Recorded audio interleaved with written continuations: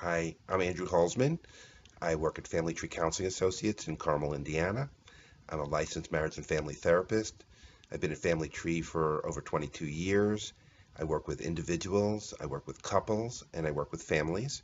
My number is 317-457-8668 or A Holzman, Holzman, 2 at Comcast.net. I'm entitling this video, Information is Not Transformation. I had one of my clients tell me that his minister said that, and I thought that was a very good and interesting way to talk about what real change is in a relationship. So, information, of course, is useful. Information is necessary to understand. And information we get from books, we get from watching um, television, from many sources. And it isn't enough, though, in changing yourself and changing the relationship. It's just a good springboard, as I said, for finding ways to think about what you need to do. The real transformation happens when you're able to pay attention to that information and use it in a useful way. And I'll explain what that means as we go on. So, many times people they're asking, well, why did you have an affair? Or why are you using drugs? Or how come we're not making love enough? Or why don't you love me enough? In my experience, people will ask these questions when, there's some crisis in the relationship. And when people are coming into counseling, they're usually in crisis. They're usually in pain. They're feeling the need to change something because things are not going the way that they hoped they would go when they first connected and they first were married. So, in my experience, again, the person answering these questions is not going to give a very adequate answer. And the person asking the question will not be satisfied, even if they get an answer that is a truthful answer and a real answer, because information is not enough. So affairs, sex, addiction have deeper roots, of course, and logic, health, and straight answers, being healthy and giving straight answers only reveal little and they don't change very much. So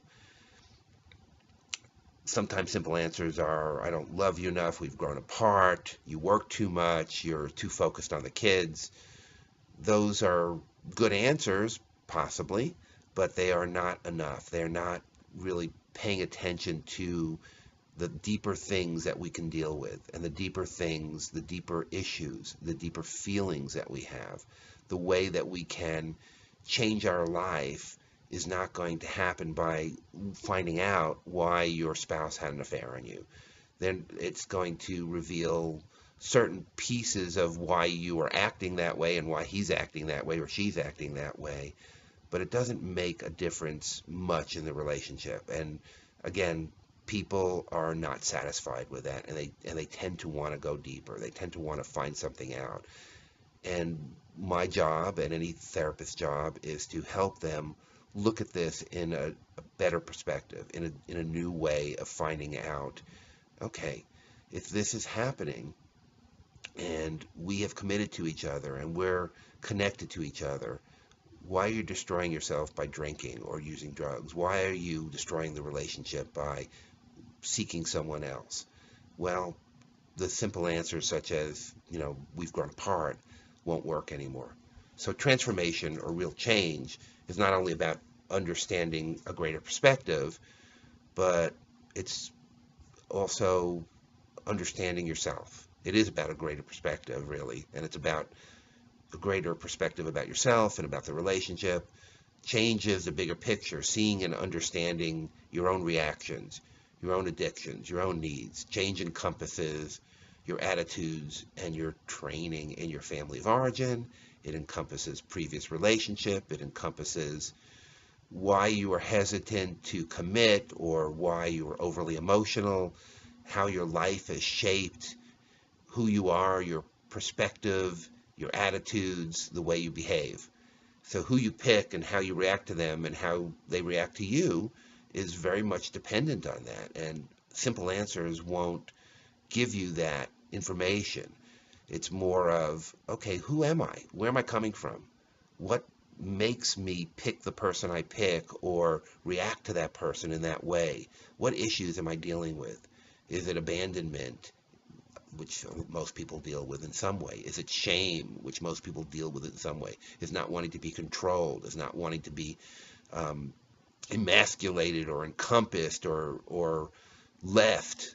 Whatever, however you state these issues, we all have something that is a trigger for us, that helps us pay attention to what's deeper for us, what our pain from our past relationships and our family of origin especially. So as I go on, real change means that we stop focusing and we stop judging on the other person. How my partner's issues are real. So if my partner has cheated or is an alcoholic or a drug addict, those are certainly real. And you may ask, well, how is that my fault? Why is that my problem? Well, it certainly isn't your fault, and in a sense, that's the wrong way to think about it. It's not about his or her fault or your fault, because that's still, we're talking about just informational piece. Okay, so we're going to judge that this person has characteristics which are painful for you, or we're going to judge ourselves because we weren't good enough. It's still informational. It's still trying to figure out what the answer is by just being logical. And real personal change has to do with if your thoughts and feelings about how you're being treated are able to be talked about, or able to be dealt with in a way that's healthy. If you're paying attention to what's going on and you're not focusing on the other person, either codependently, where you're trying to enable them or nurse them out of their pain, or angrily, where you're trying to blame them and change them. Either way, you're trying to change the other person. Neither of those ways are real helpful. Neither of those ways work very well. So what we're trying to do is figure out ourselves. That's real transformation. Transformation, look, other people in our life will be catalysts for our transformation. They are important to us, our spouse especially. So the person who we're with is going to bring up all kinds of strong feelings, and focusing on them, just getting information about what they're doing, isn't going to really help. It's going to be, like I said, it's going to be a beginning, but it's not going to really help the work that you have to do to change what you need to change, and figure out why you're picking the folks you're picking, or if you've committed to this person, how you're going to make it work. So it's a bigger picture issue. We want to pay attention to ourselves so we can change and work on the one thing that we can change in our life, which is ourselves. We have no ability to take care of something else. We have no ability to take care of another person and change them into something that we want them to be. Even if they've hurt us greatly, then what we're trying to work on is not only our feelings, but eventually our boundaries. Our boundaries might be to stay with that person. It might be to not stay with that person if they've hurt you too greatly, or they continue to hurt you and they don't validate what's important to you. So if fidelity is very important, as it should be, to you, and they are continually hurting you in this way, then of course that issue will come up and that pain will come up, and you have a choice to make, and that's boundaries. Boundaries are about paying attention to what goes on inside of ourselves and figuring out how we can play that out, work that out. So that's part of transformation. It has to come from what we feel, what matters to us, what we care about. So information is that springboard to changing things, but what goes deeper is understanding, okay, who am I? Where am I coming from? What matters to me? Some people can handle things different. Everyone handles things differently than everyone else, of course. Some people feel things much stronger. And if they're feeling it much stronger, they have to then being able to figure out what things matter to you and what you want to talk about is important. So there's 3 R's. There's reactivity, repeating, and recycling old behaviors. And if you're going to change, you want to stop repeating, recycling, and being reactive. So those are just ways that we keep going and doing the things that we've always done, and we're used to doing them. We're used to seeing things in a certain way and behaving in a certain way and asking questions possibly in a certain way or being reactive in a certain way, but we're not paying attention to a different way that might work for us. And that is what recovery is really about. That is what transformation and change is really about, is being able to not recycle the same old behaviors and same old ideas. Now, I know this is just words, and words are important, and this may make sense, and hopefully it does, but it may also just seem like, okay, well, how do I do that? And how is another one of those questions that's kind of a difficult question to ask, because my belief is often when people ask me how, they know how to do something. They just are not ready. And being ready is part of recovery and part of paying attention to yourself and your inner voice and what's going on with you and what's going on in the world around you and in your relationship. So how is another one of those questions that it's probably not a great question. Just like why? Why is this happening and what's going on? Information is important. Information is a springboard, but information is not the total picture. So to express boundaries, you're aware of what's going on with you, as opposed to thinking that you can't do it or thinking that you're being controlled in by the situation. This is hard work. This is very hard work. This is what people spend years and years trying to figure out, is how can they be brave enough and safe enough to say what they need to say and do what they need to do, because there are always reasons not to do it. There are always reasons that are scary, to not pay attention to your own self and to transform your situation by transforming yourself. Finding and accepting your own emotional needs and expressing them and not being pulled into the other person's issues is probably the greatest benefit that you can get from doing recovery work, because it's easy to be pulled into what another person does, because they're important to you, and how they react and how they are will influence our feelings and our thoughts.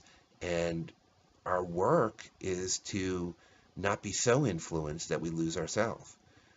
And so that's part of not repeating and recycling the same old stuff when you're trying to avoid being pulled into. And what I mean by that is, if they're shut down chasing after them, or if they're overly emotional or overly reactive, defending yourself and explaining yourself and trying to fix it. And it's hard not to do that. Of course, it's very hard not to do that.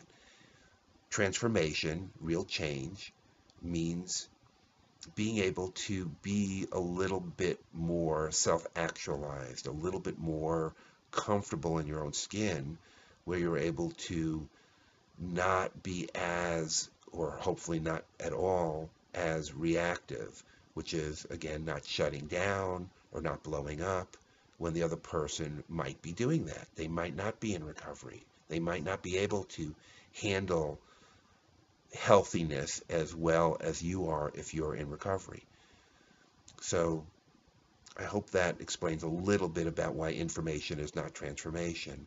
It's really a lot more. It's really more about understanding yourself and understanding where you're coming from, your family of origin, your past relationships, understanding how not to recycle and repeat the reactivity that you have before, or being pulled into what you've been pulled into. Change is doing our own work. It's expressing feelings and expressing boundaries. Paying attention to your feelings, rather, is the key. So, thank you. I'm Andrew Holzman of Family Tree Counseling, 317-457-8668, or aholzman2@comcast.net. Please give me a call. I'd appreciate hearing from you. Thank you.